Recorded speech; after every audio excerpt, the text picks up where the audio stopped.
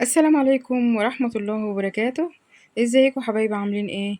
يا رب ان شاء الله تكونوا في افضل حال، والايام اللي جاية ان شاء الله تكون خير وسعادة وبركة على اصحاب برج القوس في كل العالم كله. اصحاب برج القوس حبايب قلبي، النهاردة ان شاء الله هنشوف مع بعض التوقعات، اتمنى انها تكون توقعات ايجابية وفي نفس الوقت تكون خفيفة على قلبكم الطيب الجميل. قبل ما نبدأ أي شيء هنسمي الله، هنقول بسم الله الرحمن الرحيم، وهنقول اللهم صل وسلم وبارك على سيدنا محمد عليه الصلاة وأفضل السلام. يلا كده كل اللي موجودين إن شاء الله يحضروا النية كده بأمر الله، ونستبعد الطاقة السلبية وهنسمي الله. بسم الله. النهاردة إن شاء الله حبايبي 20/5 أو 20 مايو، وعايزة أفكركم باللايك والاشتراك في القناة، تفعيل الجرس إن شاء الله عشان يوصل لكم كل جديد بأمر الله من أي فيديوهات على قناتكم الجميلة قناة برج القوس.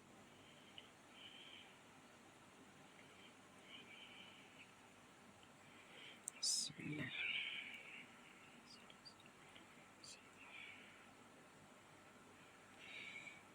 برج القوس في مشكلة كده كانت في بيت العيلة أو مع حد من العيلة. المهم إن أنت يعني هتروح، أو أنت في نفس البيت اللي هو البيت العيلة دوت البيت الكبير. هتسوي المشكلة ديت، بس انت قبل كده حاولت ان انت تسوي المشكلة دي، تسويها يعني تعمل صلح او تبعد عن الناس اللي هي مزعلاك في البيت. بس بعض الاشخاص يعني موجودين عندك غير سويين، للأسف الشديد ان هم غير سويين. يعني انت حاولت تصلح من حالهم، حاولت ان انت تتجنب بعض المشاكل منهم، ولكن انت مش عارف. ربنا إن شاء الله يصلح حالكم بأمر الله، إن شاء الله ربنا يصلح الحال، اللهم آمين. بسم الله ما شاء الله، في عندك إن شاء الله سيارة جديدة بأمر الله، سيارة جديدة إن شاء الله هتكون ملك ليك إن شاء الله. ويعني لو فيها بعض الحاجات كده بسيطة إن شاء الله هتقوم يعني بتصليحها بأمر الله، بس هتبقى في الآخر حاجة ملكك أنت، وده طبعا دي أهم ما في الموضوع، إن أنت نفسك في كده إن شاء الله هتقتنيها بأمر الله. في ظروف كده صعبة معلش هتمر بيها، بس إن شاء الله هتعدي على خير بمساعدة شخص، بمساعدة شخص إن شاء الله وبأمر الله تعالى. الشخص ده مش هيسيبك إلا هو يعني حال المشكلة بتاعتك دي أو الأيام يعني اللي هي هتكون صعبة، هتلاقي فيها فعلا حد مديلك إيد العون بأمر الله، وده شيء طبعا هتشكر ربك عليه بأمر الله تعالى. بس أنا مش عايزاكم تنفعلوا من الأيام الجاية ولا الفترة الجاية، علشان صحتك أنت، علشان نفسك أنت، وتفهم الموضوع كويس، تفهم الكلام كويس، ما تتسرعش، لأنك طبعا احنا عارفين ان أصحاب برج القوس متسرعين وعندهم الكلمة يعني من غير ما يشعروا بتخرج منهم ويندموا بعدها. فأنا عايزاكم الأيام اللي جاية والفترة اللي جاية إن شاء الله يبقى يعني الكاظمين الغيظ بأمر الله، يعني تهدوا وتستهدوا بالله، ويبقى النقاش بدون حدية، نقاش يعني فيه هدوء إن شاء الله، والأيام تعدي بأمر الله. عندكم سفر إن شاء الله لمكان في نفس بلدك، يعني أنت هتسافر لمكان نفس بلدك وتزور حبايب، وتزور حبايب يعني هتزور حد كويس، حد أنت بتحب تقعد معاه أو بتحب تشوفه أو بتحب تلتقي بيه. إن شاء الله عندك فرصة كبيرة يا برج القوس ما شاء الله، هتكسب فيها مال كبير جدا جدا.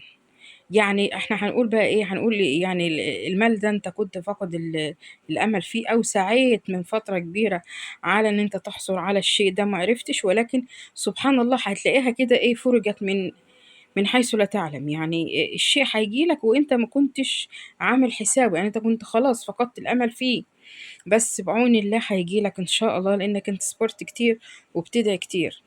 عندك طاقة سلبية الأيام دي حد عاملها لك، طاقة سلبية حد عامل لك الطاقة السلبية دي، وهو للأسف حد مقرب منك. انت هتغير من نفسك كتير يا برج القوس، عشان انت عاوز تتغير، لانك انت بتقول لنفسك انا كنت طيب كتير زمان، وكنت يعني طيب زيادة عن اللزوم، و هتفتح عينك بقى على الدنيا وتحاول ان انت تعمل شيء لنفسك، لانك انت الفترة اللي فاتت دي كلها كنت بتعمل للآخر، يعني انت مش بتعمل لنفسك حاجة. بس انت خلاص يعني الأيام يمكن علمتك، الظروف حطتك في الوضع ده، ان انت لازم تعرف ان الدنيا مش بتمشي على حساب حد واحد بس، لا، ان شاء الله عندكم خطوبة بأمر الله. لا اله الا الله. طيب الخطوبة ان شاء الله هتكون في شهر 6، يعني ممكن تكون 15 20 6 كده بأمر الله خطوبة، ان شاء الله هتتم على خير، وألف مبروك يا أصحاب برج القوس. طيب عندكم زي قبول مشروع كده، في حاجة هتتقبل ليكم زي مشروع، أو يعني في إمضة هتبقى على مشروع أنت كنت برضو يعني فقدت الأمل برضو في المشروع ده، بس ربنا إن شاء الله هيكرمك فيه جدا لأنك أنت تعبت فيه. طيب في حد عنده زي يعني موهبة، يمكن موهبة الرسم، يمكن موهبة الرسم، انت يعني هتعلو في الشيء دوت، وهتوصل يعني لمكان حلو جدا جدا، وناس كتير هتعرف الموهبة بتاعتك دي، وناس كتير هتدعمك الفترة الجاية بأمر الله، وهيكون لك معارض، وهيكون لك حاجات حلوة جدا ما شاء الله.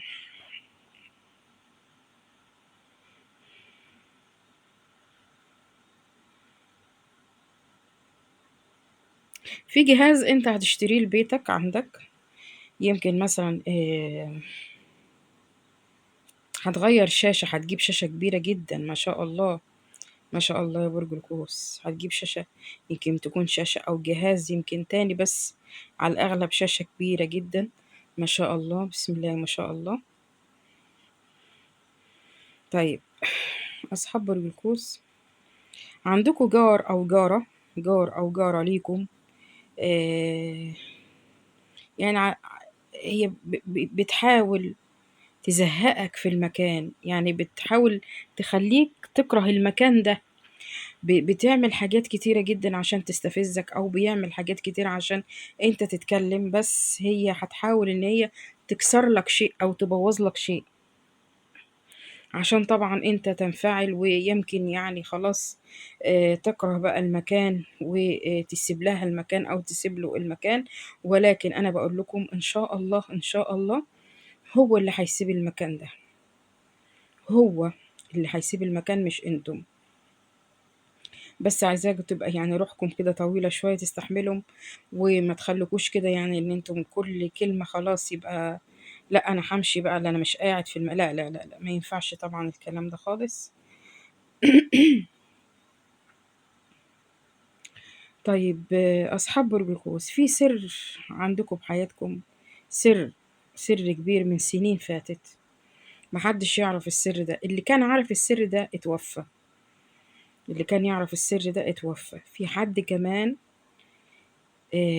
بس هو مش عارف ان انت عارف السر ده، هتقولوا انا بتكلم بالالغاز، هتقولوا مش فاهمين، يا ريت تحاولوا تفهموا اللي انا بقوله. تمام، كل ما تيجي تبوح بالسر ده لحد قريب منك، او نفسك ان انت تتخلص بقى، عايز تحكي ولكن تتراجع تاني، انا كنصيحة مني انا بقول لكم ما تحكوش، لان حتى انتوا لو حكيتوا في يمكن بيت يتخرب، يمكن بيت يبوظ، يمكن ناس يحصل لها حاجة، فطب انت هتستفاد ايه؟ اللي اذاكم اتوفى، واللي طعنك اتوفى، خلي السر جوه قلبك، ووكل ربنا وخلاص. حقك راجع يا برج القوس في شيء كان يخص محكمة أو ميراث، أو ممكن قاعدة مثلا عرفي هتتعمل، حقك راجع فيها إن شاء الله تالت ومتلت بأمر الله.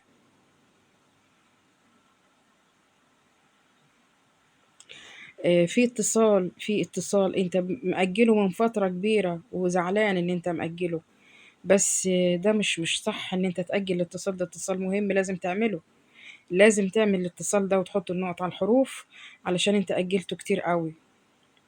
طيب، خلي بالكم من الحروف دي، الصاد والألف واللام والحاء والت، احذروا من الحروف ديت. مش يعني مش كل طبعا الحروف ديت هنقول كل واحد عنده نفس الحروف دي يحذر منها، لا، يمكن تكون ست، بس الست يعني جواها، يعني جواها آفة كبيرة قوي، احذروا منها. ويمكن راجل برضو نفس الشيء، جواه آفة كبيرة جدا جدا عايزة تلتهمكم. الحروف دي أذتكم كتير، اتأذيتوا منها كتير، بس ربك موجود، وربك إن شاء الله هيجيب لك حقك وانت قاعد كده وساند ظهرك. يمكن بتقول لنفسك أنا الأيام دي صعبة عليا، أنا الأيام دي بتمر. يمكن انت تكون نفسك في العاطفة لأنك انت بتقول ان انت تشعر بالوحدة.